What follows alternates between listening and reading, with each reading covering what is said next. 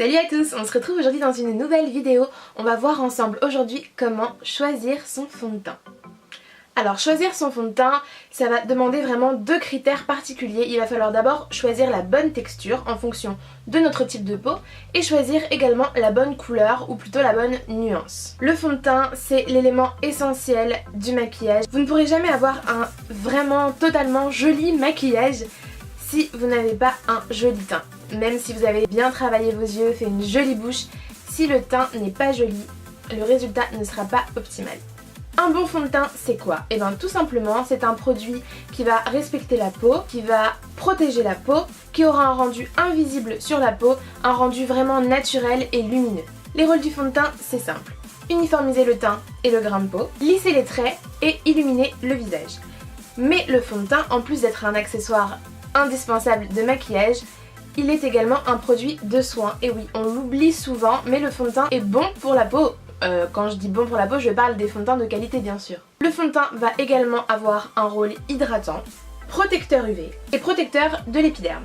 Donc le fond de teint, clairement, c'est un produit de soin et de maquillage. Alors avant de vous parler du choix des textures de fond de teint, je vais d'abord vous faire un petit brief très rapide sur les différents types de peau qu'on peut retrouver. Je vous ferai une vidéo plus en profondeur sur les types de peau, comment reconnaître son type de peau, quelle routine de soins adapter en fonction de son type de peau. Mais je vais vous dire très brièvement juste pour que vous puissiez situer parce que le choix de la texture de votre fond de teint va dépendre de votre type de peau tout simplement. Donc vous allez avoir les peaux normales à mixtes. Voilà, les peaux saines entre guillemets. Vous allez avoir les peaux grasses, donc qui vont avoir un excès de sébum. Vous allez avoir les peaux sèches et les peaux déshydratées. Alors à ne pas confondre les deux, c'est souvent que les gens font l'amalgame entre les deux mais ce n'est pas du tout la même chose. Une peau sèche est une peau qui manque de lipides alors qu'une peau déshydratée est une peau qui manque d'eau. Clairement, presque toutes les peaux, tous les types de peau manquent d'eau en général, donc quand vous voyez un produit avec marqué hydratation, foncez, de toute façon, quoi qu'il arrive, ce sera bon pour votre peau. On reviendra sur ça plus tard, ne vous inquiétez pas. On passe tout de suite aux textures. On va commencer tout de suite par le fond de teint le plus soft et le plus léger qu'on puisse trouver. Il s'agit des crèmes hydratantes teintées, comme par exemple les bébés crèmes. Donc les crèmes hydratantes teintées, c'est vraiment top. Pourquoi? Parce que déjà elles s'adaptent à tous les types de peau. Tout le monde peut porter une bébé crème, donc ça déjà c'est un point super positif. Ensuite, elle va avoir un rendu vraiment très naturel. Elle va laisser respirer la peau, elle va venir hydrater la peau. En revanche, effectivement, si vous recherchez quelque chose avec une couvrance assez forte, ce ne sera pas un produit adapté pour vous parce qu'elle va simplement venir unifier légèrement le teint, corriger les toutes petites imperfections, mais elle ne va pas avoir une couvrance énorme. Petit point important aussi que j'ai oublié de vous préciser, c'est qu'il faut essayer de trouver des produits donc déjà de bonne qualité évidemment. Je vous conseille quand même d'essayer d'éliminer tout ce qui est aluminium, parabènes, silicone de vos produits de maquillage. Il suffit juste de regarder la composition, il y a de plus en plus de marques qui font très attention à ça. C'est important d'éliminer un peu toutes ces cochonneries parce que c'est quand même un produit que vous allez mettre quotidiennement sur votre peau. Donc si on peut éviter que ce soit néfaste pour la santé, et ben tant mieux. À ce propos, je voulais vous présenter une nouvelle crème hydratante teintée de chez Yves Rocher que j'ai découvert récemment et dont je suis vraiment fan parce que justement celle-ci ne contient pas d'aluminium, pas de parabènes et pas de silicone et elle a un super rendu, elle s'applique très facilement, elle tient toute la journée, je sens que ma peau est bien hydratée, c'est exactement ce qu'il me fallait donc j'en suis très contente. Je vous conseille d'aller la tester, elle est vraiment super géniale. On passe ensuite au fond de teint stick. Alors les fonds de teint stick, je vous les recommande pas spécialement si vous voulez avoir un rendu plutôt naturel parce que c'est un produit qui a une forte couvrance qu'on utilise plutôt dans le domaine de la photographie ou dans le milieu du spectacle quand on est dans le maquillage artistique. C'est sûr que vous allez avoir une magnifique couvrance mais le rendu ne sera vraiment pas naturel, en tout cas il est complètement déconseillé aux peaux grasses. Sinon vous allez luire de mille feux. Dans tous les cas c'est un très bon produit quand on veut une grosse couvrance. Ensuite vous avez les fonds de teint liquides tels que les eaux de teint par exemple, qui sont vraiment de très bons produits parce qu'ils ont quand même une bonne couvrance et ils ont un fini complètement naturel sur la peau, c'est très agréable à porter et à appliquer. C'est idéal pour les peaux sèches et déshydratées. Sur les fonds de teint nouvelle technologie, ils sont vraiment très bien également. On a ensuite les fonds de teint compacts qui auront eux aussi une bonne couvrance. Ceux-là vont plutôt s'adapter aux peaux sèches et déshydratées également parce qu'ils ont quand même une texture un petit peu grasse. Par contre c'est un petit peu plus perceptible sur le grain de peau, voilà, ça a une bonne couvrance, c'est pas le produit de teint le plus naturel. Ensuite vous avez les fonds de teint crème et les fonds de teint fluides. Ceux-là c'est ceux qu'on retrouve le plus fréquemment. Ils ont une bonne couvrance, ils ont un rendu assez naturel sur le teint et s'adaptent à tous les types de peau. Ils sont assez pratiques. Vous avez ensuite les fonds de teint poudre, les poudres compactes. Donc ça va être super pour les peaux à tendance grasse. L'avantage c'est que vous pouvez faire des petites retouches au fur et à mesure de la journée.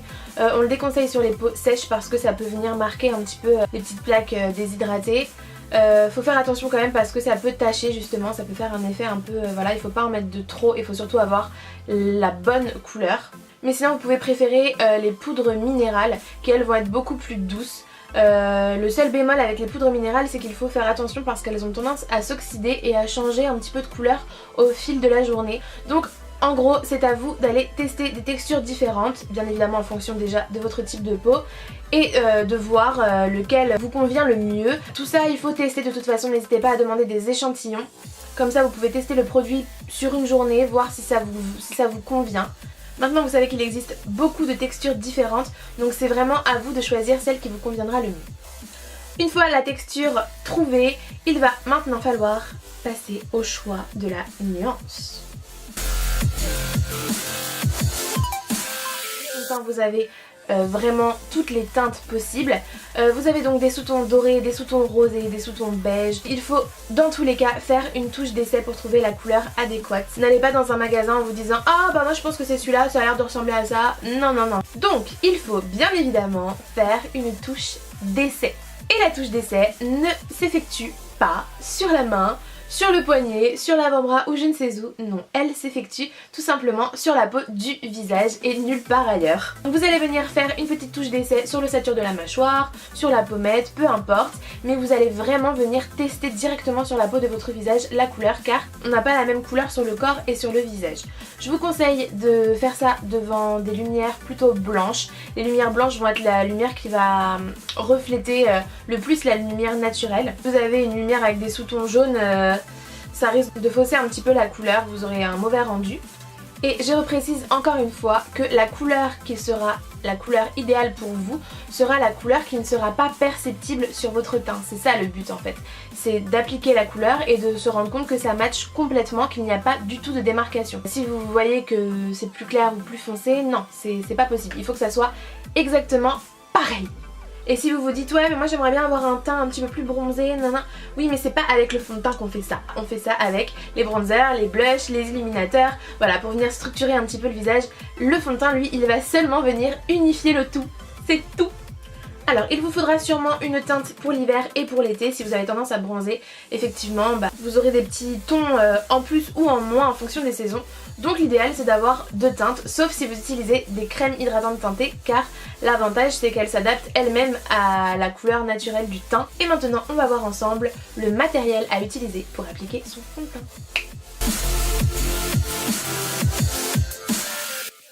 Vous avez plusieurs façons d'appliquer le fond de teint. Tout simplement, la première, la plus naturelle et la plus simple, c'est vos doigts. Et oui, vous verrez toujours les grands maquilleurs travailler le teint avec les doigts parce que c'est ce qui a le rendu le plus naturel. Avec la chaleur des doigts, on peut venir en plus travailler bien la texture des produits. Le fini sera toujours plus joli quand il sera travaillé au doigt, tout simplement. Bien évidemment sur des mains propres, ça va de soi. Vous pouvez cependant commencer à venir appliquer votre teint avec d'autres outils et venir ensuite faire les retouches avec les doigts. Ça c'est une question de goût comme tout. Vous avez également les éponges Blender dont je vous parle souvent dans mes vidéos qui sont des éponges vraiment super parce qu'avec vous allez pouvoir travailler les anti-cernes, les correcteurs, les fonds de teint, vraiment toutes les textures un petit peu liquide, fluide, crème, peu importe, tout va s'appliquer avec les éponges Blender. Elles sont vraiment super pour pareil un rendu vraiment très bien fini, bien estompé le tout, c'est vraiment de bons produits. Elles sont lavables et réutilisables, un indispensable make-up. Ensuite vous allez avoir les pinceaux en poils naturels avec lesquels vous allez venir appliquer tout ce qui est fond de teint poudre et les pinceaux en poils synthétiques avec lesquels vous allez appliquer tous les produits un petit peu plus crémeux, liquides, voilà. Et maintenant, dernièrement, ils ont sorti des brosses de teint. Alors c'est assez rigolo comme outil, en fait ça ressemble un peu à un peigne pour bébé et ça a les poils tout doux tout doux. Donc tout simplement vous allez appliquer votre fond de teint sur le visage et avec la brosse vous allez venir passer partout sur le visage, ça va vraiment bien appliquer le fond de teint, c'est très agréable, c'est rigolo. Si vous avez l'occasion de tester, peut-être que vous aurez un coup de cœur pour ce produit. Et voilà pour mes petites astuces, j'espère que grâce à ça vous y verrez plus clair et que vous arriverez à trouver le fond de teint idéal pour vous. N'hésitez pas à me poser des questions dans les commentaires si vous en avez. Je reviendrai plus tard avec une seconde vidéo dans laquelle on verra ensemble cette fois-ci comment bien appliquer son fond de teint, maintenant qu'on sait comment le choisir. Quant à moi, je vous fais de gros bisous, n'hésitez pas à vous abonner à la chaîne si ce n'est pas encore fait. Prenez soin de vous, prenez soin des autres et on se retrouve très vite dans une nouvelle vidéo. Bye!